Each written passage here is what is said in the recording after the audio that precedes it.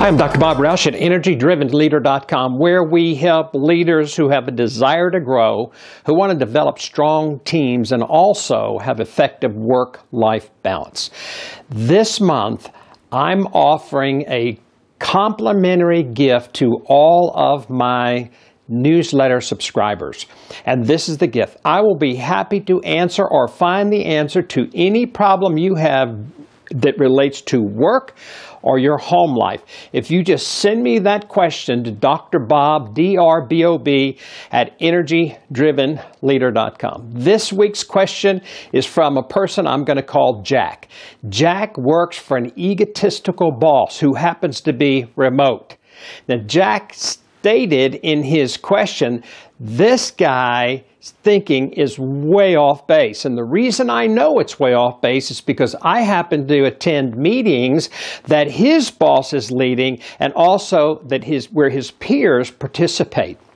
He said the consequences of this egotism is the fact that his boss is losing credibility big time and is rarely effective in his meetings. So I want to give you 3 approaches that Jack could take or that you could take if you happen to have an egotistical boss.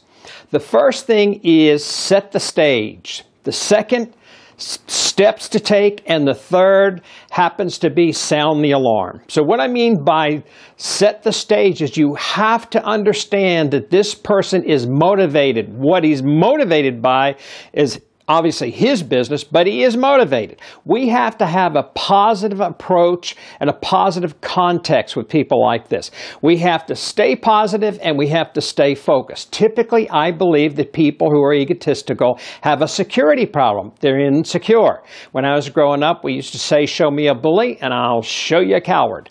So approaching these people from a positive perspective is very, very important. The second thing is to be able to have the steps that are effective in your communicating with your boss. What I suggested to Jack and what I suggest to you is that we have to have a conversation with that boss, and I would suggest saying this. I'm in these meetings here in the home office, and I would like to share this information with you, but I'm not sure how to go about doing that. That's one approach. So you're asking for his help, which feeds the ego. Or another question, what would be helpful if you knew or would it be helpful if you knew what we were discussing? So again, you feed the ego of this person, but they're questions to appeal to his need to be successful. Now, if you find that those things are working for you, great. He'll give you some ideas. If it doesn't work too well, I think you have to sound the alarm. And I think sounding the alarm means this, is that you have to say, I believe, boss, there's another way. Would you be open to a suggestion, or would you be open to another way to handle this particular thing? If he says yes, you're in business. If he says no, and you know where he stands. My thinking about any job or whether you're dealing with an egotistical person or a negative person or whatever, is that we always have to have a walkaway point. Now, I think there are a lot of things to do before we get to that walkaway point, but I think we have to have a place where our job doesn't ruin our life. So send me your questions. Again, Dr. Bob at EnergyDrivenLeader.com, and I will be happy to answer those.